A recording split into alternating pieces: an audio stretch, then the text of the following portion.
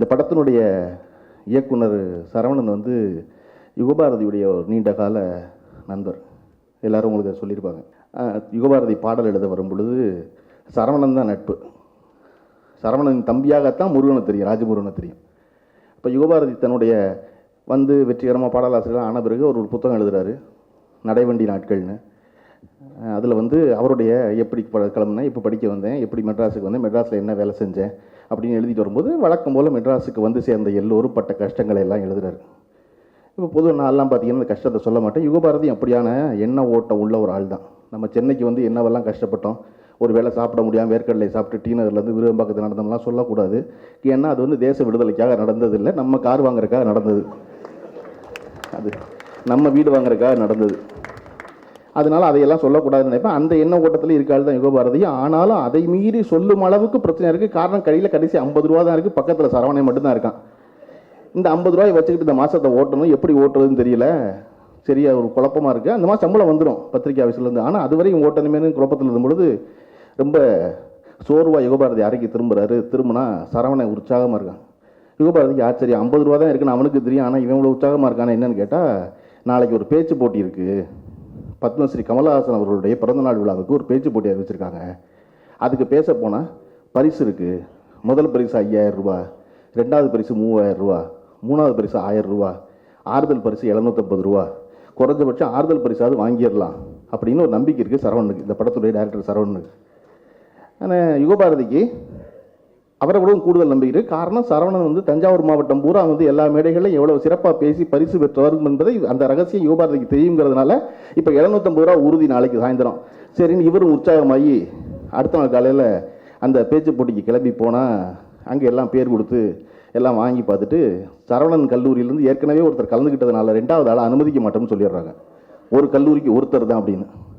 சரி விடு அவ்வளோதான் அப்படின்னு நினச்சிக்கிட்டு 2 பேரும் தான் பையில் 50 ரூபா இருக்குன்னு தொட்டு பார்த்துக்கிட்டு பக்கத்தில் ஒரு நண்பர் இருக்கார், அவரை போய் பார்த்துட்டு வருவோம் அப்படின்னு பார்க்க போனால் அவரை கூட்டு போய் டீ சாப்பிட்லாமாங்கிறாரு. சரி வாங்கன்னு அந்த நண்பரை கூட்டிகிட்டு டீ கடைக்கு போனால் அந்த டீ கடைக்காரர் ரொம்ப முறைக்கிறாரு. ஏன் இவர் இவ்வளோ முறைக்கிறாரு யோசனை இல்லை. 3 பேர் டீ குடிச்சிட்டு அவன் தான் கூப்பிட்டு போயிருக்கான் டீ குடிக்க, இருந்தாலும் நம்ம சும்மா இருக்க முடியாதுல்ல, யுகபாரதியுடைய கௌரவம் விடாதுல்ல. அதில் வந்து அந்த 50 ரூபாய் எடுத்து கொடுக்குறாரு. கொடுத்தா டீ குடிக்க கூட்டு போன நன்மை சொல்கிறேன், அந்த 3 டீ போக பழைய பாக்கி சிகரெட் இருக்குல்ல அதுக்கு சேர்த்து எடுத்துக்குங்க அப்படின்னு.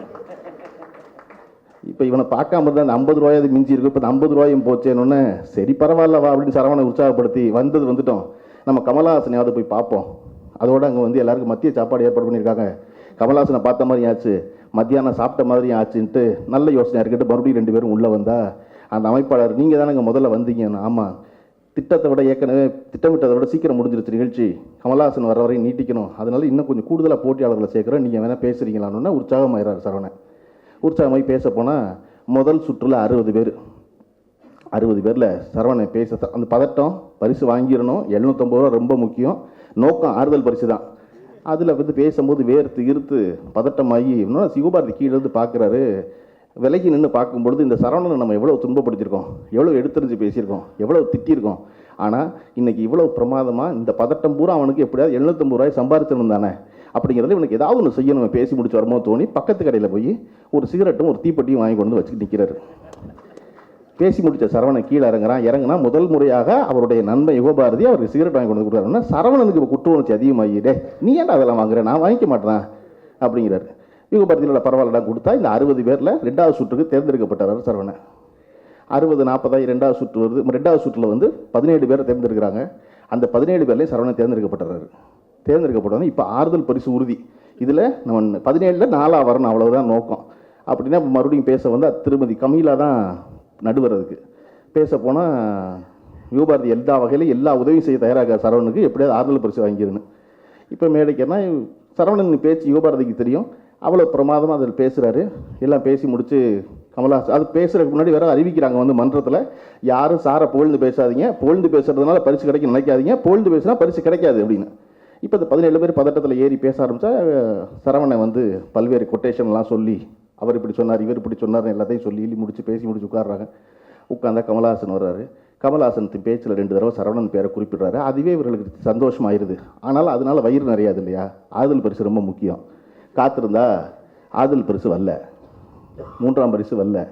2ஆம் பரிசு வரலன்னு யுகபாரதியின் முகத்தை காண சகிக்காமல் சரவணை வா போயிடுவோன்னு அரங்கத்தை விட்டு வெளியே கையை பிடிச்சி இழுக்கிறார். சரி வா பரவாயில்ல போயிடுவோம் அப்படின்னு 2 பேர் வெளியே போகுது. முதல் பரிசு சரவணன் அறிவிக்கிறாங்க. அந்த சரவணன் தான் மெகந்தி சட்ட சரவணன்.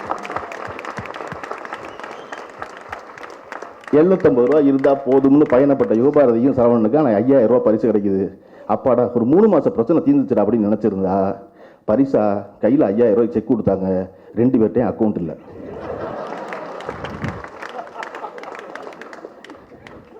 யுகபாரதி இன்னைக்கு எத்தனை அக்கௌண்ட் வச்சிருக்காரு, எத்தனை வீடு வச்சிருக்காரு, எவ்வளவு இடம் வச்சிருக்காரு எனக்கு தெரியும். ஆனா யுகபாரதி முதல் அக்கௌண்ட் ஆரம்பிச்சது சரவணனுடைய படத்தை போடுறதுக்காக தான் அக்கௌண்ட் ஆரம்பிச்சாரு யுகபாரதி. அதன் பிறகு தம்பி முருகன் வந்து சேர்றான். முருகன் வந்து வேடன் ஆஃபீஸில் வேலைக்கு சேர்றான். யுகபாரதி அறையில் தான் தங்குறான். தங்கும் பொழுது அந்த வயதிற்கே உரிய எல்லா காரியங்கள் எல்லா செயல்பாடுகளையும் செய்கிறான்.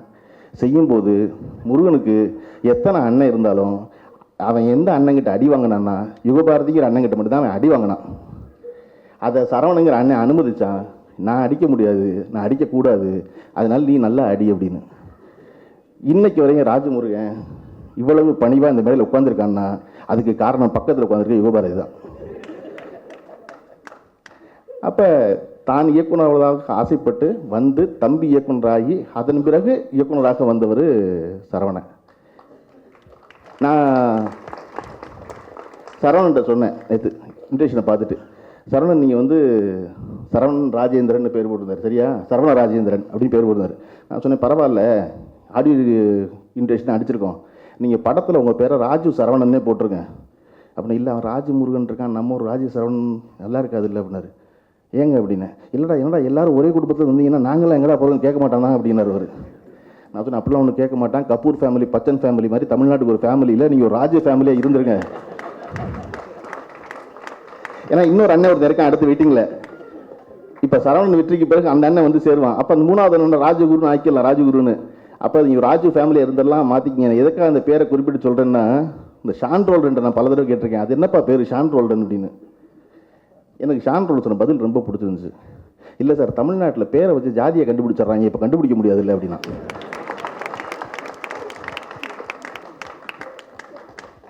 எனக்கு இப்படி சொன்ன ஆச்சரியமாக இருந்துச்சு. எனக்கு அதனாலே நான் ஷான் ரோல்டர்னு பேர் சொல்ல வரல, ஷா எல்லாம் இருந்தால் கூட பரவாயில்ல, நான் ஒவ்வொரு ஷான் ரோல்டர்னு சொல்லி சந்தோஷப்பட்டுக்குவேன். ஒருத்தன் தன் சாதியை மறைப்பதற்காக ஒரு பேர் இதான் நோக்கம், பேர் வைக்கிறதுக்குன்னா பிரமாதம் தானே, அப்படி தான் வச்சுக்கணும்ல. இந்த படத்தினுடைய கதாநாயகன் தயாரிப்பாளர்கள் எல்லாரும் வந்து சமையல் சாப்பாட்டு கேட்ரிங் பண்ணுறதா சொன்னாங்க. அது ரொம்ப சிறப்பு. காரணம் இந்த உலகத்தில் செய்கிற தொழிலில் 2 தொழில் செய்கிறதா ரொம்ப நேர்த்தியோட கஸ்டமரை பற்றிய கவலையோடு செய்கிறவங்க திரும்ப வரணும்னு. ஒன்று சாப்பாடு போடுறவங்க, இன்னொன்று முடி வெட்டுறவங்க. ஏன்னா இது முடி வளர்ந்தே ஆகும், சாப்பாடு போடுறோடி பசிச்சே ஆகும். மற்ற எல்லா தொழில் பண்ணுறவனும் கஸ்டமர் அவ்வளோ கவனமாக பார்த்துக்க வேண்டியதில்லை. ஏன்னா மறுபடியும் இந்த கஸ்டமர் வராமல் போவான். ஒரு சட்டை விற்கிறவன் அவளுக்கு சின்சியராக பார்த்துக்க வேண்டியதில்லை. காரணம் சட்டை வாங்குறவன் அடுத்த மாதத்துலேருந்து காந்தி மாதிரி சட்டை போட வேண்டியதில்லை, முடிவெடுத்துட்டான்னா அவன் கஸ்டமர் இல்லை. ஆனால் முடிவெட்டுற ஆளும் சாப்பாட்டாலும் அதை பண்ணவே முடியாது. ரொம்ப அக்கறையோட ரொம்ப கவனத்தோடு போடணும். அதனால் நீங்கள் பொதுவாக அந்த சமையல் வேலைகள் இருக்கால் பார்த்தீங்கன்னா ரொம்ப திருத்தமாக லாகமாக வந்தாளுக்கு எந்த குறையும் இல்லாமல் பண்ணிடணும்னு நினைப்பாங்க.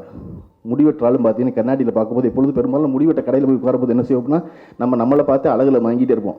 நம்மளை விட்டு இப்படி முடிவெற்றவரை பார்த்தோம்னா அவர் அவ்வளவு நேர்த்தியாக குனிஞ்சு அந்த பக்கம் பார்த்து இந்த பக்கம் பார்த்து அப்படிலாம் எப்படி தெரியும்னு தெரியல, தலையில் குனிஞ்செல்லாம் பார்ப்பாரு, இல்லை ஒரே அளவில் இருக்கான்னு.